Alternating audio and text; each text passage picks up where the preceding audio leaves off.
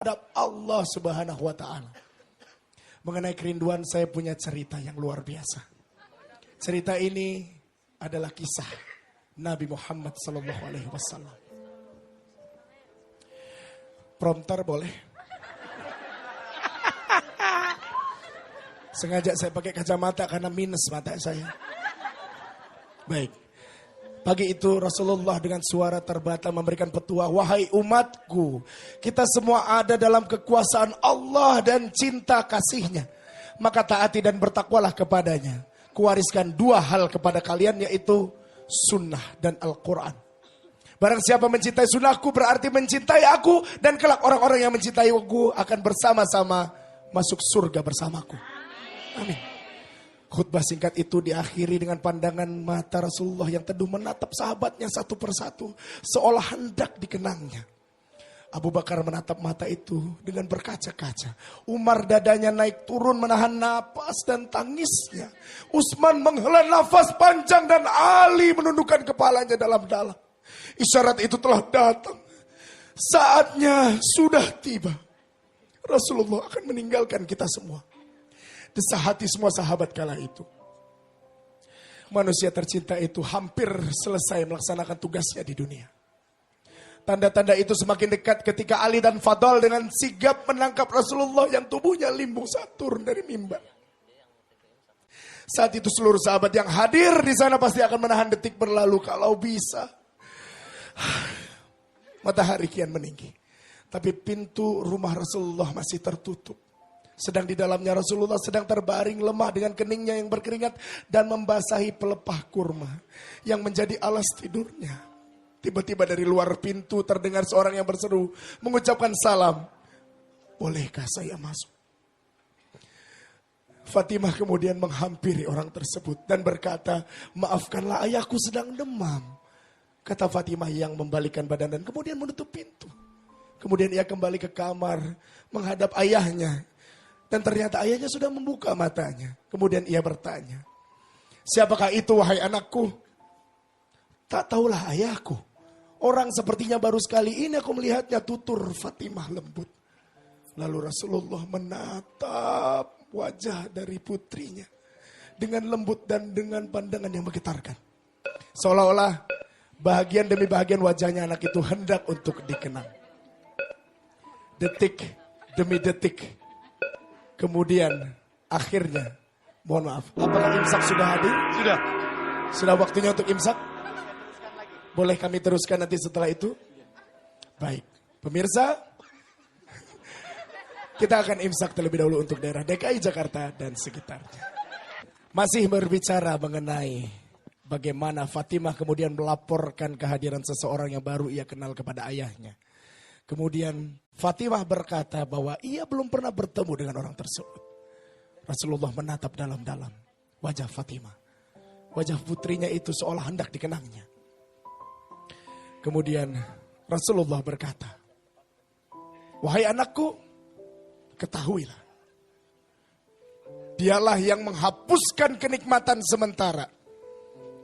Dialah yang memisahkan pertemuan di dunia.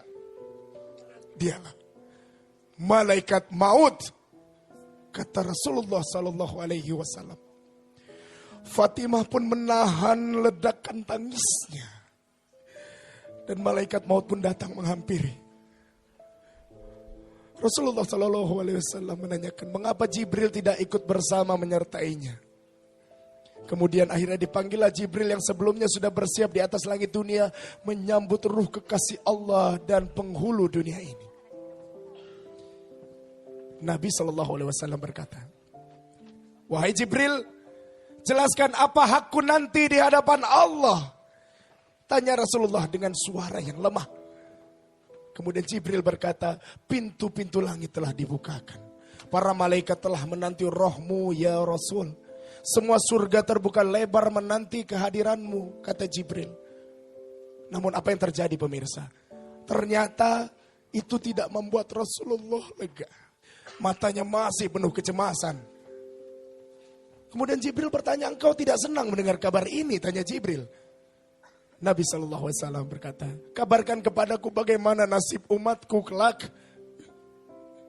Di akhir hayatnya beliau masih bertanya mengenai nasib kita yang belum pernah bertemu dengan Rasulullah Sallallahu Alaihi Wasallam, namun memiliki cinta yang besar terhadapnya. Kemudian Jibril berkata, jangan khawatir wahai Rasulullah, aku pernah mendengar Allah berfirman kepadaku, kuharamkan surga bagi siapa saja kecuali umat Muhammad telah berada di dalamnya, kata Jibril. Detik-detik semakin dekat. Saatnya Israel melakukan tugas. Perlahan ruh Rasulullah ditarik. Nampak seluruh tubuh Rasulullah bersimbah peluh. Urat-urat lehernya menegang. Wahai Jibril, betapa sakitnya sakaratul maut ini, ujar Rasulullah. Fatimah terpejam, Ali yang di sampingnya menunduk semakin dalam dan Jibril memalingkan muka. Nabi pun bertanya, wahai Jibril, jijikkah engkau melihatku hingga kau palingkan wajahmu? Kemudian Jibril berkata, siapa yang sanggup melihat kekasih Allah direnggut ajal, kata Jibril. Sebentar kemudian terdengar Rasulullah mengadu karena sakit yang tidak tertahankan lagi. Ya Allah, begitu dahsyatnya maut ini. Timpakan saja semua siksa maut ini kepada aku. Jangan kepada umatku. Sahabat aksi yang dimuliakan Allah. Begitu besar rasa sayang Rasulullah kepada kita, kepada Anda pemirsa, umat muslim di seluruh Indonesia dan di seluruh dunia. Rasul menginginkan semua kesakitan sakaratul maut hanya ditimpakan kepadanya, tidak kepada kita. Padahal Rasulullah tidak pernah bertemu dengan kita sekalipun. Badan Rasulullah mulai dingin, kaki dan dadanya sudah tidak bergerak lagi. Bibirnya bergetar seakan hendak membisikkan sesuatu. Kemudian Ali mendekatkan telinganya. Usikum bisolati wa ma malakat aimanukum. Peliharalah solat dan peliharalah orang-orang lemah di antaramu. Itu pesan Rasulullah. Di luar rumah Rasulullah pintu tangis mulai terdengar bersautan, sahabat saling berpelukan. Fatimah menutupkan tangan di wajahnya. Dan Ali kembali mendekatkan telinga ke bibir Rasulullah Sallallahu Alaihi Wasallam yang mulai kebiruan. Apa yang dikatakan Rasulullah saat itu? Ummati, ummati, ummati, umatku, umatku, umatku.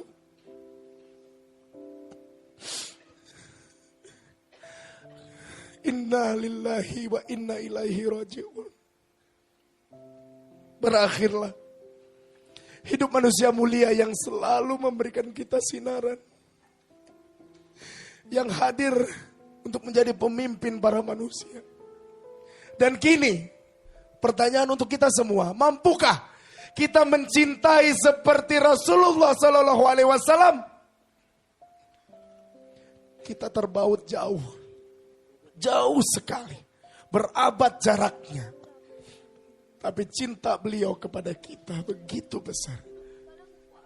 Bahkan dalam satu hadis pernah dikatakan bahwa ketika Rasulullah berkumpul dengan sahabatnya, Rasulullah berkata, wahai sahabat, aku sedang rindu. Kemudian sahabat bertanya, rindu kepada siapa ya Allah? Kepada saudara Rasulullah, kepada saudara-saudaraku. Bukankah kami saudara-saudaramu? Kalian sahabat-sahabatku, kata Rasul. Saudara-saudaraku adalah umatku. Yang aku belum pernah menemuinya tapi mencintaiku. Apakah yang dimaksud Rasulullah adalah kita? Mari kita tanyakan kepada diri kita sendiri.